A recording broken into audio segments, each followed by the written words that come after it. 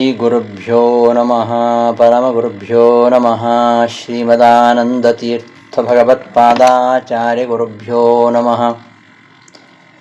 ಶ್ರೀಮಲ್ಲಕ್ಷ್ಮೀನೃಸಿಂಹಸ್ಯ ಶ್ರಿಯಂ ದಿಶತು ಮೇ ನಖಃ ಸ್ವಭಕ್ತಾಭೀಷ್ಟದಾನಾಯ ಸಮಪಾತ್ತದಶಾಕೃತೇಃ ಶ್ರೀ ಗುರುಭ್ಯೋ ನಮಃ. ರಾಘವೇಂದ್ರ ಪಾಠಕ್ಕೆ ಸುಸ್ವಾಗತ. ರಾಘವೇಂದ್ರಜದ ಮೊದಲನೇ ಸರ್ಗದ 9ನೇ ಶ್ಲೋಕ. ಚತುಷ್ಷಷ್ಠಿ ಕಲಾ ವಿದ್ಯಾ ಜುಷೇ ವಿದ್ವನ್ಮಹೋಮುಷೇ ಜಯೀಂದ್ರ ಜ್ಯೋತಿಷೇ ಕುರ್ಯಾಂ ವಂದನಾನಿ ಯಶೋಜುಷೇ. ಈ ಶ್ಲೋಕದಲ್ಲಿ ನಾರಾಯಣಾಚಾರ್ಯರು ರಾಘವೇಂದ್ರ ಸ್ವಾಮಿಗಳವರ ಪರಮ ಗುರುಗಳಾಗಿರತಕ್ಕಂತಹ ವಿಜೇಂದ್ರ ತೀರ್ಥರ ಅನುಗ್ರಹವು ಕೂಡ ಪ್ರಕೃತನಿಗೆ ಅವಶ್ಯಕ ಎಂಬ ಅಭಿಪ್ರಾಯದಿಂದ ಅವರಿಗೆ ನಮಸ್ಕಾರವನ್ನು ಮಾಡ್ತಾ ಇದ್ದಾರೆ. ಜಯೀಂದ್ರ ಜ್ಯೋತಿಷೇ ಕುರ್ಯಾಂ ವಂದನಾನಿ ಯಶೋಜುಷೇ. ವಿಜೇಂದ್ರ ತೀರ್ಥರಿಗೆ ನಮಸ್ಕಾರಗಳನ್ನು ಸಲ್ಲಿಸ್ತಾ ಇದ್ದಾರೆ. ವ್ಯಾಸತೀರ್ಥ ಗುರು ಸಾರ್ವಭೌಮರು ತಮ್ಮ ಶಿಷ್ಯರಾಗಿರತಕ್ಕಂತಹ ವಿಠಲಾಚಾರ್ಯರಿಗೆ ಸಮಸ್ತ ವಿದ್ಯೆಗಳನ್ನು ಧಾರೆ ಎರೆದು ಅವರನ್ನು ವೇದ ವೇದಾಂಗ ನ್ಯಾಯ ಇತಿಹಾಸ ಮೀಮಾಂಸಾದಿ ಸಕಲ ಶಾಸ್ತ್ರಗಳಲ್ಲೂ ಪಾರಂಗತರನ್ನಾಗಿ ಮಾಡಿದರು. ಮುಂದೆ ತಮ್ಮ ಹೆಸರನ್ನು ಉಳಿಸ್ಕೊಂಡು ಬರಲಿಕ್ಕೆ ಯೋಗ್ಯನಾಗಿರ್ತಕ್ಕಂಥವನು ಇವನೇ ಅಂತ ತಿಳಿದು ಅವರಿಗೆ ಆಶ್ರಮವನ್ನು ಕೊಟ್ಟು ವಿಷ್ಣು ತೀರ್ಥ ಅಂತ ಹೆಸರಿಡ್ತಾರೆ. ವಿಷ್ಣು ತೀರ್ಥರು ಎಲ್ಲ ಶಾಸ್ತ್ರಗಳಲ್ಲಿಯೂ ಪಂಡಿತರಾಗ್ತಾರೆ. ವ್ಯಾಸತೀರ್ಥ ಚಂದ್ರಿಕಾ, ನ್ಯಾಯಾಮೃತ, ತರ್ಕ ತಾಂಡವಗಳೆಂಬ ವ್ಯಾಸತ್ರಯಗಳನ್ನು ಸಮಗ್ರವಾಗಿ ಅಧ್ಯಯನ ಮಾಡ್ತಾರೆ. ಅವರ ಒಂದು ಪಾಂಡಿತ್ಯವನ್ನು ಕಂಡು ವ್ಯಾಸರಾಜರು ತುಂಬ ಸಂತೋಷ ಪಡ್ತಾರೆ. ವಿಷ್ಣು ತೀರ್ಥರ ಗುರುಗಳು ಲೋಕೋತ್ತರ ಖ್ಯಾತಿವೆತ್ತಂತಹ ವ್ಯಾಸತೀರ್ಥರಾದರೆ ಅವರ ಸಹಾಧ್ಯಾಯಿಗಳು ಮಹಾಪ್ರತಿಭಾಶಾಲಿಯಾಗಿರ್ತಕ್ಕಂತಹ ವಾದಿರಾಜರು. ಇವರಿಬ್ಬರಲ್ಲಿ ಅಸಹಜವಾಗಿರತಕ್ಕಂತಹ ಪಾಂಡಿತ್ಯ, ಅಗಾಧವಾದ ಮೈತ್ರಿ. ಇಂತಹ ವಿಷ್ಣು ತೀರ್ಥರು ಮುಂದೆ ಮಹಾಸಂಸ್ಥಾನಪತಿ ಅಧಿಪತಿಗಳಾಗ್ತಾರೆ. ವಿಜೇಂದ್ರ ತೀರ್ಥರೆಂಬ ನಾಮಕರಣವನ್ನು ಹೊಂದಿ ಸುರೇಂದ್ರರೊಂದಿಗೆ ಹೊರಡುವ ಕಾಲಕ್ಕೆ ವ್ಯಾಸರಾಯರವರನ್ನು ಕರೆದು ಹೇಳ್ತಾರೆ. ಆ ಕಾಲದಲ್ಲಿ ಅವರು ಮಾಡಿದಂತಹ ಒಂದು ಉಪದೇಶ ಅದು ವಿಜೇಂದ್ರ ತೀರ್ಥರಲ್ಲಿ ಒಂದು ಹೊಸ ಚೈತನ್ಯವನ್ನು ಮೂಡಿಸುತ್ತೆ. ವತ್ಸ, ನೀನು ಪುಣ್ಯಶಾಲಿ. ಪೂರ್ವಜನ್ಮದಲ್ಲಿನ ನಿನ್ನ ಸುಯೋಗವೇ ಇಂದು ನಿನಗೆ ಇಂತಹ ಮಹಾಸಂಸ್ಥಾನವನ್ನು ದೊರಕಿಸಿಕೊಟ್ಟಿದೆ. ನಿನಗೆ ಚತುಷ್ಷಷ್ಟಿ ಕಲೆಗಳ ಉಪದೇಶವೂ ಆಗಿದೆ. ಇನ್ನು ನೀನು ನನ್ನಿಂದ ಕೇಳಿ ತಿಳಿದು ಅರಿಯಬೇಕಾಗಿರುವಂಥದ್ದು ಯಾವುದೂ ಇಲ್ಲ. ನೀನು ನಿನ್ನ ಜೀವನವನ್ನು ಸಾರ್ಥಕವನ್ನಾಗಿ ಮಾಡಿಕೊಳ್ಬೇಕು. ನೀನು ಮಾತ್ರ ಈಗಿನಿಂದಲೇ ಎಚ್ಚರಿಕೆಯಿಂದ ಇರು. ಭಗವಾನ್ ಬಾದರಾಯಣರು ಆಚಾರ್ಯರು ಇಷ್ಟೆಲ್ಲ ಸದ್ಗುಣಗಳನ್ನು ನಿನ್ನಲ್ಲಿ ಇಟ್ಟಿರುವುದಕ್ಕೆ ಒಂದು ಪ್ರಬಲವಾದ ಕಾರಣ ಇದೆ. ಅದನ್ನು ಅರಿತು ನಿನ್ನ ಯೋಗ್ಯತೆಗೆ ತಕ್ಕಂತಹ ಪ್ರಬಲ ಕಾರ್ಯವನ್ನು ನೀನು ಮಾಡಲು ಪ್ರಯತ್ನಿಸು. ಸನಕಾದಿಗಳಿಂದ ಪ್ರವರ್ತಿತವಾಗಿರತಕ್ಕಂತಹ ಇಂದ್ರಾಂಶರಾಗಿರತಕ್ಕಂತಹ ಟೀಕಾಕೃತ್ಪಾದರು ಶ್ರೀಮದಾಚಾರ್ಯರ ಆ ತತ್ವಶಾಸ್ತ್ರದ ಹಾದಿಯನ್ನ ಇನ್ನೂ ಸುಗಮವಾಗಿ ಮಾಡಿದ್ದಾರೆ. ಅಂತಹ ಒಂದು ಭಗವಂತರ ಸೇವೆ ನನ್ನಿಂದಲೂ ಕೂಡ ಎತ್ಕಿಂಚಿತ್ ನಡೆದಿದೆ. ಇನ್ನು ಮುಂದೆ ಇರುವುದೆಲ್ಲ ನಿನ್ನ ಕೆಲಸ. ಶ್ರೀಮದಾಚಾರ್ಯರ ಪರಂಪರೆಯಲ್ಲಿ ನಾವು ಬಂದದ್ದರಿಂದ ಧರ್ಮ ಸಂಸ್ಥಾಪನೆಯ ಗುರುತರವಾಗಿರತಕ್ಕಂತಹ ಭಾರ ಈಗ ನಮ್ಮ ಮೇಲೆ ಬಿದ್ದಿದೆ ಎಂಬುದು ಸ್ಪಷ್ಟ. ಧರ್ಮದ ಪುನರುಜ್ಜೀವನಕ್ಕೆ ಒಂದು ವಿಶಿಷ್ಟವಾಗಿರತಕ್ಕಂತಹ ಕಾಲವನ್ನು ದೇವರು ನೇಮಿಸಿದ್ದಾನೆ ಅಂತ ತೋರುತ್ತೆ. ಈಗ ವಾತಾವರಣ ಎಲ್ಲ ನಮಗೆ ಅನುಕೂಲವಾಗಿಯೇ ಇದೆ, ಸರಿಯಾದ ರಾಜಾಶ್ರಯ ದೊರೆತಿದೆ. ನಾವು ಹಿಡಿದಂತಹ ಎಲ್ಲ ಕೆಲಸಗಳಲ್ಲಿಯೂ ಕೂಡ ದೇವರು ನಮಗೆ ಕೀರ್ತಿ ತಂದು ಕೊಟ್ಟಿದ್ದನಾದ್ದರಿಂದ ಈ ಕಾಲವೇ ಧರ್ಮದ ಪುನರುಜ್ಜೀವನಕ್ಕೆ ಸರಿಯಾದ ಕಾಲ ಅಂತ ತಿಳ್ಕೊಳ್ಬೋದು.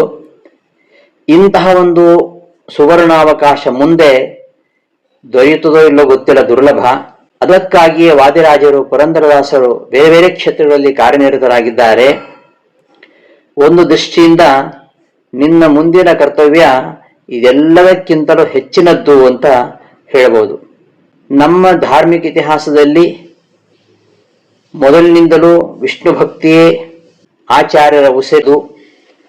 ಈಗ ಅದಕ್ಕೆ ಗ್ಲಾನಿ ಉಂಟಾಗ್ತಾ ಇದೆ. ದಕ್ಷಿಣ ದೇಶದಲ್ಲಿ ಅಪ್ಪಯ್ಯ ದೀಕ್ಷಿತರು ಪಣತೊಟ್ಟು ತಮ್ಮ ಶೈವಮತವನ್ನು ಹರಡುತ್ತಾ ಇದ್ದಾರೆ. ಇನ್ನೊಬ್ಬ ಸನ್ಯಾಸಿಯು ಅದರಲ್ಲೇ ತೊಡಗಿದ್ದಾರೆ. ಇವರಿಬ್ಬರನ್ನು ಎದುರಿಸಲಿಕ್ಕೆ ನೀನೇ ಅರ್ಹ.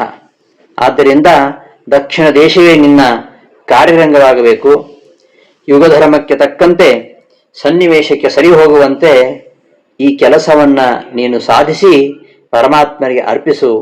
ಇದೇ ನಮಗೆ ನೀನು ಕೊಡಬೇಕಾಗಿರ್ತಕ್ಕಂತಹ ಗುರುದಕ್ಷಿಣೆ. ನಿನ್ನ ಗುರುರಾಗಿರ್ತಕ್ಕಂತಹ ಸುರೇಂದ್ರ ತೀರ್ಥರಿಗೂ ಇದನ್ನು ತುಂಬ ಸಂತೋಷವಾಗತ್ತೆ. ನೀನು ಮಾಡುವ ಕಾರ್ಯ ನಿನ್ನ ಮುಂದಿನ ಪೀಳಿಗೆಯವರೆಗೆ ಇದು ಒಂದು ಪೀಠಿಗೆ ಹಾಗೆ ಇರಬೇಕು. ನಿನಗೆ ಹೆಚ್ಚು ವಿವರವನ್ನು ನಾನು ಹೇಳುವ ಕಾರಣ ಇಲ್ಲ. ಗೋಪಾಲಕೃಷ್ಣ, ಮೂಲರಾಮದೇವರು ನಿನಗೆ ಯಾವಾಗಲೂ ಬೆಂಗಾವಲಾಗಿರ್ತಾರೆ. ನಿನಗೆ ಸಕಲ ವಿಧವಾಗಿರ್ತಕ್ಕಂತಹ ಶ್ರೇಯಸ್ಸು ಉಂಟಾಗಲಿ ಎಂಬುದಾಗಿ ವ್ಯಾಸತೀರ್ಥರು ತನ್ನ ಪ್ರೀತಿಯ ಶಿಷ್ಯನಾಗಿರ್ತಕ್ಕಂತಹ ವಿಷ್ಣು ತೀರ್ಥರನ್ನ ಸುರೇಂದ್ರ ಕೈಗಿತ್ತಾಗ ಅವರಿಗೆ ನೀಡಿದಂತಹ ಒಂದು ದಿವ್ಯವಾಗಿರತಕ್ಕಂತಹ ಉಪದೇಶ. ಈ ಒಂದು ಗುರುಗಳ ಉಪದೇಶದಿಂದ ವಿಜೇಂದ್ರ ತೀರ್ಥರ ದೇಹದಲ್ಲಿ ಒಂದು ರೀತಿಯ ನವ ಚೈತನ್ಯ ಸಂಚರಿಸಿದಾಗತ್ತೆ. ಅತ್ಯಂತ ಭಕ್ತಿಪರವಶರಾಗಿ ಗುರುಗಳಿಗೆ ನಮಸ್ಕಾರ ಮಾಡಿ ಸುರೇಂದ್ರ ತೀರ್ಥರೊಂದಿಗೆ ಹೊರಡುತ್ತಾರೆ. ತಮ್ಮ ಗುರುಗಳು ಉಪದೇಶ ಮಾಡಿದಂತೆ ವಿಜೇಂದ್ರರು ಅದನ್ನೆಲ್ಲ ತಮ್ಮ ಜೀವನದಲ್ಲಿ ಸಾಧಿಸಿ ತೋರಿಸ್ತಾರೆ. ಇಂತಹ ವಿಜೇಂದ್ರ ಚರಿತ್ರೆ ಅತ್ಯದ್ಭುತವಾಗಿರುವಂಥದ್ದು. ಅವರ ಮಹಿಮೆ, ಅವರು ಮಾಡಿದಂತಹ ಕಾರ್ಯ ಅತ್ಯದ್ಭುತವಾಗಿರುವಂಥದ್ದು ಎಂಬುದನ್ನು ನಾವು ವಿಜೇಂದ್ರ ಚರಿತ್ರೆಯಿಂದ ತಿಳಿಯಬಹುದು. ಚತುಷ್ಷಷ್ಟಿ ಕಲಾ ವಿದ್ಯಾ ಜುಷೇ ವಿದ್ವನ್ಮಹೋಮುಷೆ ಜಯೀಂದ್ರ ಜ್ಯೋತಿಷೇ ಕುರ್ಯಾಂ ವಂದನಾನಿ ಯಶೋಜುಷೇ. ಈ ಶ್ಲೋಕದಲ್ಲಿ ನಾರಾಯಣಾಚಾರ್ಯರು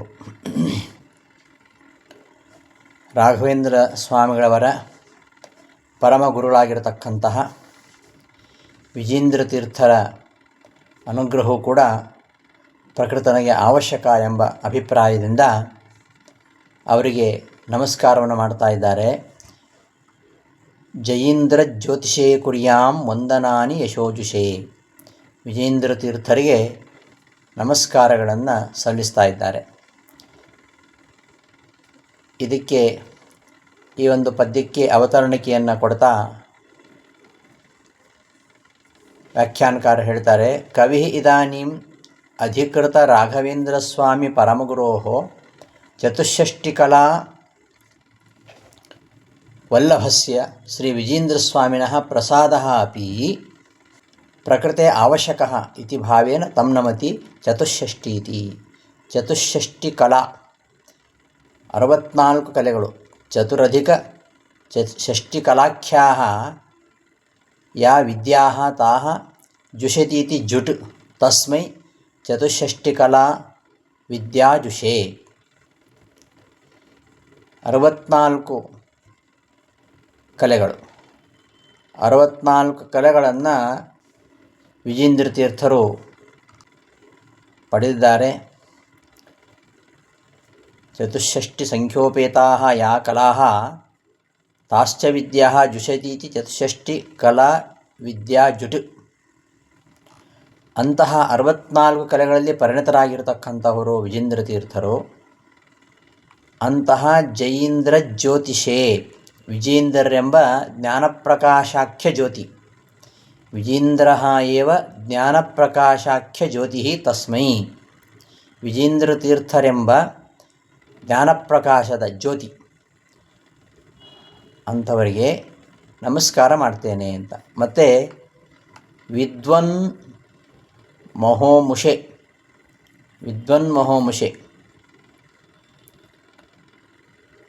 ವಿದುಷಾಂ ಪ್ರತಿವಾದಿನಾಂ ಮಹಃ ತೇಜಃ ತನ್ಮುಷತೀತಿ ಮುಟ್ ತಸ್ಮೈ ವಿದ್ವನ್ ಮಹೋಮುಷೆ.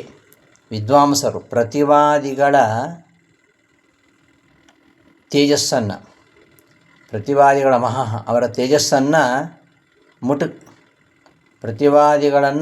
ಪ್ರತಿವಾದಿಗಳ ಅವರು ಮಾತನಾಡದಂತೆ ಅವರ ನಿರುತ್ತರನ್ನಾಗಿ ಮಾಡತಕ್ಕಂತಹ ಸಾಮರ್ಥ್ಯ ಇತ್ತು.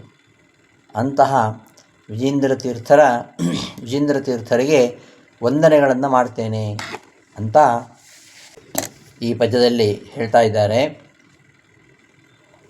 ಚತುಷ್ಷಷ್ಟಿ ಕಲಾ ವಿದ್ಯಾಜುಷೆ 64 ಕಲೆಗಳೆಂಬ ವಿದ್ಯೆಯನ್ನು ಹೊಂದಿರುವ ವಿದ್ವನ್ಮಹೋಮುಷೆ ಪ್ರತಿವಾದಿ ವಿದ್ವಾಂಸರ ತೇಜಸ್ಸನ್ನು ಅಪಹರಿಸುವ ಜೈಂದ್ರ ಜ್ಯೋತಿಷೆ ಯಶೋಜುಷೆ ಕೀರ್ತಿಪುಂಜವಾಗಿರತಕ್ಕಂತಹ ಜೈಂದ್ರ ಜ್ಯೋತಿಷೆ ವಿಜೇಂದ್ರ ತೀರ್ಥರೆಂಬ ಜ್ಞಾನಜ್ಯೋತಿಗೆ ವಂದನಾನಿ ಕುರ್ಯಾಂ, ನಾನು ನಮಸ್ಕಾರಗಳನ್ನು ಮಾಡ್ತೇನೆ ಅಂತ ಈ ಪದ್ಯದಲ್ಲಿ ನಿರೂಪಿಸ್ತಾ ಇದ್ದಾರೆ.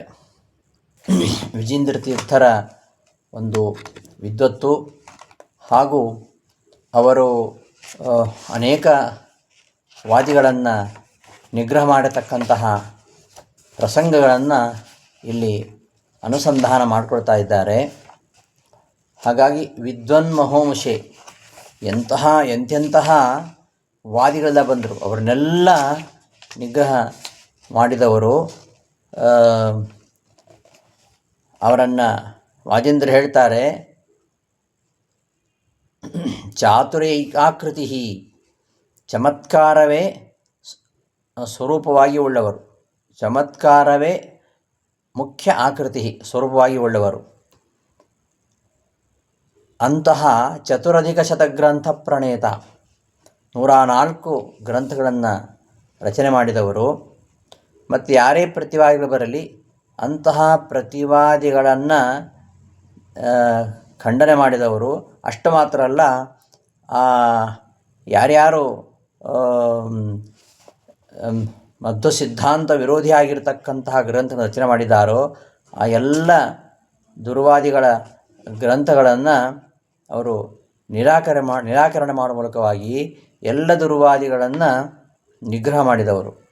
ಅಂತಹ 64 ವಿದ್ಯಾವಿಶೇಷಗಳು ಅವುಗಳನ್ನು ಹೊಂದಿರತಕ್ಕಂತಹ ವಿಜೇಂದ್ರ ತೀರ್ಥರನ್ನು ವಿಶೇಷವಾಗಿ ಇಲ್ಲಿ ಗುರುಣಸ್ತವದಲ್ಲಿ ವರ್ಣನೆ ಮಾಡ್ತಾರೆ. ಅಂತಹ ವಿಜೇಂದ್ರ ತೀರ್ಥರನ್ನು ನಮಸ್ಕರಿಸಿ ಮುಂದೆ ಸುಧೀಂದ್ರ ತೀರ್ಥರನ್ನು ನಮಸ್ಕರಿಸಿ ರಾಯರ ಚರಿತ್ರೆಯನ್ನು ಆರಂಭ ಮಾಡ್ತಾರೆ. ಅದನ್ನು ಮುಂದಿನ ಪದ್ಯಗಳಲ್ಲಿ ನೋಡೋಣ ಅಂತ ಹೇಳ್ತಾ ಈ ದಿನದ ಪಾಠವನ್ನು ಸಮಾಪ್ತಿಗೊಳಿಸ್ತೇನೆ. ಶ್ರೀಕೃಷ್ಣ ಅರ್ಪಣಮಸ್ತು. ಧನ್ಯವಾದಗಳು.